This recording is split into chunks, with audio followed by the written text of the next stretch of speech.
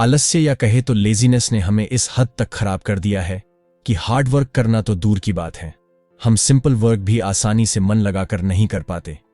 इसका सीधा प्रभाव हमारे जीवन और हमारे परिवार पर पड़ता है।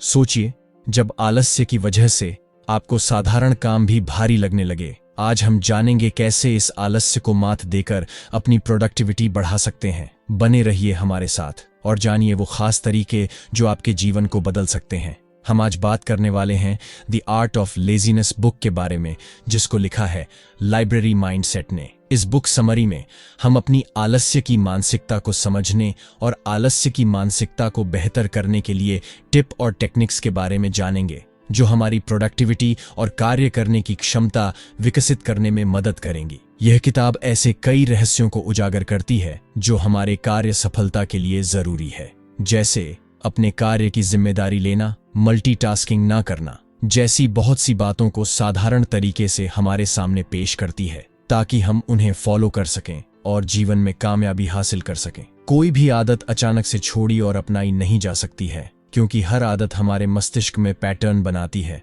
और जब तक यह पैटर्न पूरी तरह धुंधले या नए नहीं बनते, तब तक हम कोई भी आदत छोड़ या बना नहीं सकते। इस किताब को हम दो मुख्य भागों में बांटते हैं, आलस्य की मानसिकता समझना और आलस्य से निपटने की टिप्स एंड टेक्निक्स। तो दोस्तों, पहले हम जानते हैं आलस्य की मानसिकता के बारे में।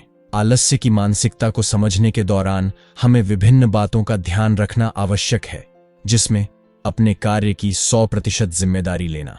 दूसरों को दोष देने से हमारी समस्या हल नहीं होती है। हम चाहे जितना भी दूसरों को दोष देते रहे, इससे समस्या तो हल नहीं होती, लेकिन हमारे रिश्ते बिगड़ जाते हैं। इसीलिए लेखक अपने कार्य की जिम्मेदारी स्वयं लेने पर जोर देते हैं, ताकि उससे होने वाली गलतियों से हम सीख सके और आगे बढ़ सकें। अपने कंफर्ट जोन को छोड़ना।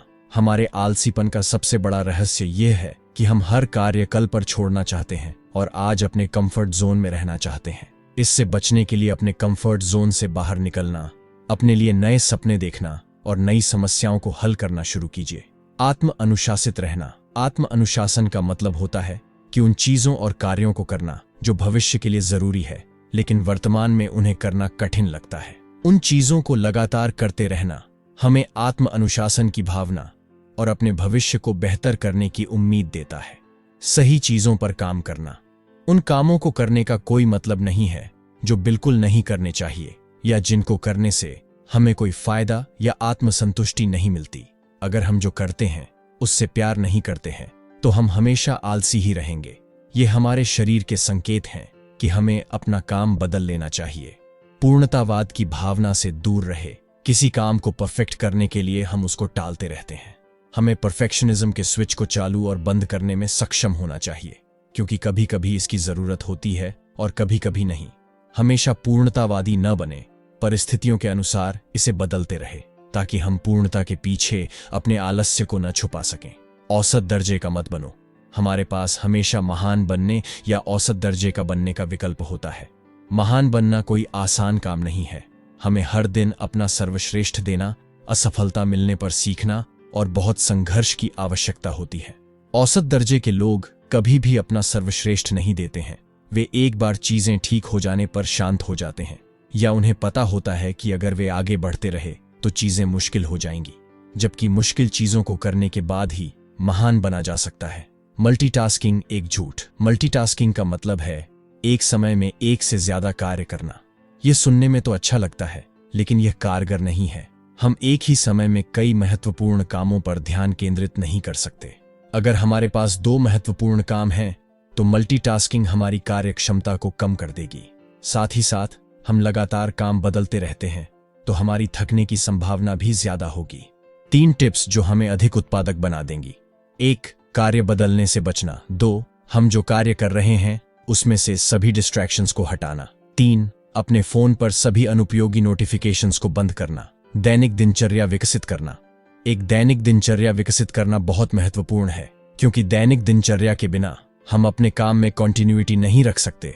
इसके बिना हम कुछ दिन अच्छे कार्य के लिए मोटिवेट होंगे और बाकी दिन हम में मोटिवेशन की कमी होगी और हम टाल मटोल करेंगे। इसीलिए हमें अपने दिन को प्लान करना होगा, ना कहना सीखना होगा। अगर हम अपने जीवन और समय पर बेहतर नियंत्रण रखना चाहते हैं, तो हमें ना कहना सीखना होगा। हम अक्सर हाँ कह देते हैं, भले ही हम ना चाहते हों, सिर्फ इसलिए क्योंकि हम दूसरे व्यक्ति को दुखी नहीं करना चाहते। लेकिन यह याद रखिए कि दूसरों को खुश करने के चक्कर में हम खुद को खो देंगे। 24 घंटे सातों दिन काम नहीं करना। अधिक उत्पादक बनने का लक्ष्य अधिक काम करना नहीं है, बल्कि इसका उल्टा है। हमारा लक्ष्य कम समय में अपना काम पूरा करना है, ताकि हम अपने परिवार और दोस्तों के साथ समय बिता सकें। अगर हम बहुत अधिक समय तक काम करते हैं तो हमारी रचनात्मकता और उत्पादकता दोनों प्रभावित होती है। एक्शन के लिए इंतजार न करना। बहुत से लोगों के आलसी होने का एक मुख्य कारण यह है कि वे हमेशा सही समय का इंतजार करते रहते हैं ताकि वे कुछ कर सकें, लेकिन सही समय कभी नहीं आता। कोई भी समय अच्छा या बुरा नहीं होता। हम आज ही शुरुआत कर सकते हैं और कुछ प्रगति कर सकते हैं, या हम इंतजार करके खुद को यह दिलासा दे सकते हैं कि हमारा समय आएगा। खुद को सही लोगों के साथ घेरें। हम अपने विचारों को बदलना चाहते हैं तो हमें अपने कार्य और वातावरण को बदलना होगा। अगर हम जिन लोगों के साथ सबसे ज्यादा समय बिताते हैं वे आलसी, नकारात्मक हैं और किसी भी तरह से हमारे जीवन को बेहतर नहीं बनाते हैं, तो अपने सर्कल को बदलना या उनकी सलाह न मानना उचित है। चिंता करने से कुछ नहीं मिलता। आलसी व्यक्ति को चिंता करना बहुत पसंद होता है, क्योंकि आलसी व्यक्ति के पास चिंता करने के अलावा और कुछ नहीं होता, क्योंकि वे कोई काम नहीं कर रहे होते हैं, इसलिए वे भविष्य के बारे में चिंता ही करते रहते हैं। अगर हमें खुद पर भरोसा है तो चिंता करने की कोई जरूरत नहीं है।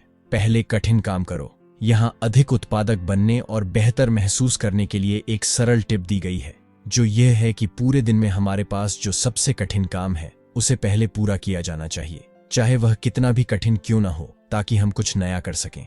यह एक साधारण सा नियम है कि आसान काम करने पर आपका जीवन कठिन होगा और कठिन काम करने पर आपका जीवन आसान होगा। टीम को मैनेज करना। हर काम खुद से करना संभव नहीं है। चाहे हम कोई भी तकनीक, हैक या टिप्स आजमा लें, हमारे पास खुद से सब कुछ करने के लिए पर्याप्त समय कभी नहीं होगा। कई चीजें हमारा बहुत समय ले लेती हैं जो उतनी महत्वपूर्ण नहीं होती। उन्हें हम दूसरों को सौंप सकते हैं ताकि हम उस समय का उपयोग उन चीजों को करने में कर सकें जो हमें करनी चाहिए। किसी भी चीज को तेजी से सीखना। सिर्फ सीखने के लिए कुछ भी मत सीखो। ऐसी चीजें सीखो जो हमारी जिंदगी को बेहतर बना सकती हैं। इस बारे में सोचो कि हम क्या सीख रहे हैं, क्या वह उपयोगी है या नहीं। अगर नहीं तो उसे सीखने में समय बर्बाद न ही करो तो बेहतर है। ऐसी हजारों चीजें हैं जो हम आज सीख सकते हैं, जो मददगार हैं और हमारी जिंदगी को बेहतर बनाएंगी। दोस्तों, अब तक हमने जाना आलस्य की मानसिकता के बारे में।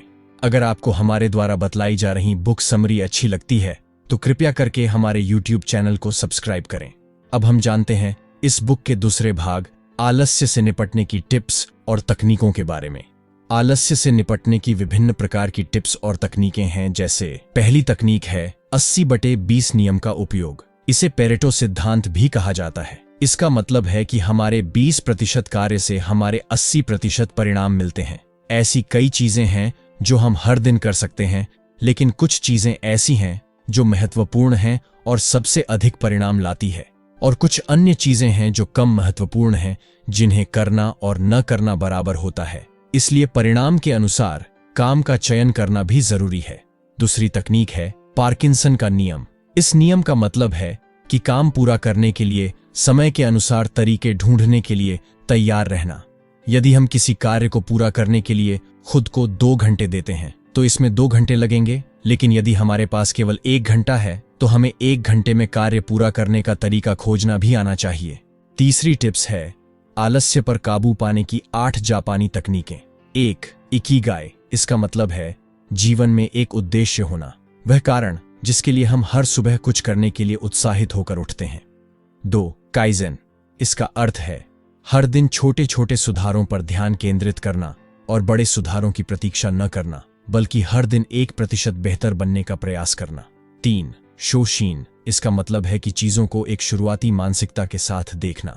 4. हारा हाची। इसका मतलब है कि जब हमारा पेट 80% भर जाए तो खाना बंद कर दें। अगर हम बहुत ज्यादा खा लेंगे तो हमें आलस्य महसूस होने की संभावना ज्यादा होगी। 5. शिनरिन योकू। इसका मतलब है कि हमें प्रकृति के साथ ज्यादा से ज्यादा समय बिताना चाहिए। प्रकृति के साथ समय बिताना तनाव से निपटने का सबसे अच्छा तरीका है। 6 वाबी साबी, इसका मतलब है कि पूर्णता के बजाय अपूर्णता में सुंदरता ढूंढनी चाहिए। हर समय चीजें परिपूर्ण नहीं हो सकती। 7 गनबरू, कोई भी काम करने में ज्यादा समय नहीं लगता, चाहे कोई कितनी भी कोशिश कर ले। 8 गमन, इसका अर्थ है जब हालात कठिन हो जाएं तो धैर्य और दृढ़ता दिखाना। चौथी तकनीक है सोने से पहले 10 मिनट तक अपने कार्यों पर विचार करना। हर दिन महत्वपूर्ण है, हमारे लिए आगे बढ़ना और पीछे देखना दोनों जरूरी है। हमें अपने कार्यों पर विचार करना चाहिए ताकि हम जांच कर सकें कि हम सही काम कर रहे हैं या नहीं, और अगर हम सही काम कर रहे हैं तो उन्हें कैसे और अधिक बेहतर किया जा सकता है।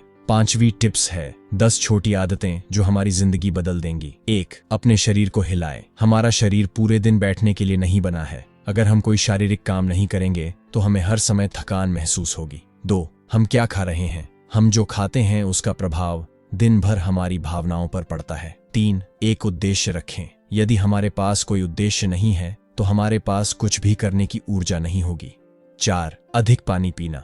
यह ध्यान रखें कि हम दिन भर भरपूर पानी पी रहे हैं। 5 अपने आसपास ऐसे लोगों को रखें जिन्हें हम प्यार करते हैं। नकारात्मक लोगों के साथ रहना बंद करें। अपने जीवन में मौजूद सभी विषैले लोगों से दूर हो जाएं। 6 जोखिम लें। अगर हम जोखिम नहीं उठा रहे हैं तो हमारे पास काम करने की प्रेरणा नहीं होगी। 7 अपने आप पर अधिक बोझ न डालें। खुद से अवास्तविक उम्मीदें रखना बंद करें। 8 मल्टीटास्किंग न करें। मल्टीटास्किंग एक झूठ है, यह हमें जल्दी थका देता है। 9 सभी डिस्ट्रैक्शंस को दूर करना। सबसे अच्छी बात जो हम कर सकते हैं वह है अपने आसपास के सभी डिस्ट्रैक्शंस को कम करना। 10 अर्जेंसी की भावना रखना। अगर हम में अर्जेंसी की भावना नहीं है तो हम अपने जीवन में कुछ भी हासिल नहीं कर सकते। हमें परिणामों के प्रति धैर्यवान और कार्य के प्रति एक्शनेबल होना चाहिए। 6ठी तकनीक है पोमोडोरो तकनीक का उपयोग। यह तकनीक बहुत सरल है, हमें बस इतना करना है 25 मिनट तक बिना रुके काम करना, फिर 5 मिनट का ब्रेक लेना और इसे दोहराना। 7वीं तकनीक है 5 मिनट का नियम। एक नया नियम जो हमें हमेशा अपनाना चाहिए वह यह है कि जो भी काम 5 मिनट के अंदर किया जा सकता है उसे अभी कर लेना चाहिए। ऐसे कामों को कल पर नहीं टालना चाहिए। 8वीं और अंतिम तकनीक है 2 दिवसीय नियम। 2 दिन का नियम सरल है, हमें किसी भी कार्य को करते समय उसमें 2 दिन का ब्रेक नहीं लेना है। अगर हमें जरूरत हो तो हम 1 दिन के लिए छोड़ सकते हैं, लेकिन 2 दिन के लिए कभी नहीं। तो दोस्तों, इस बुक समरी में हमने कई महत्वपूर्ण बातें सीखी हैं, जैसे आलस्य की मानसिकता को समझना, जिसमें हमने 100% जिम्मेदारी लेना, अपने कंफर्ट जोन को छोड़ना, अनुशासित रहना, सही चीजों पर काम करना, पूर्णतावाद की भावना से दूर रहना, मल्टीटास्किंग से बचना, दैनिक दिनचर्या बनाना, ना कहना सीखना आदि के बारे में जाना। हमने आलस्य को छोड़ने और उत्पादकता बढ़ाने की कुछ टिप्स और तकनीक के बारे में जाना, जिसमें 80/20 का नियम, पार्किंसन का नियम, आलस्य को काबू करने की 8 जापानी तकनीकें आदि शामिल है। हमने जाना कि कैसे आप इन टिप्स एंड टेक्निक्स को अपनाकर अपना जीवन बदल सकते हैं और खुशहाल बना सकते हैं। अगर आपको हमारे द्वारा बतलाई गई बुक समरी अच्छी लगी तो कृपया करके हमारे YouTube चैनल को सब्सक्राइब करें और हमें कमेंट करके बताएं कि आपको कौन सा भाग सबसे अच्छा लगा। धन्यवाद, हम जल्द ही दोबारा मिलेंगे।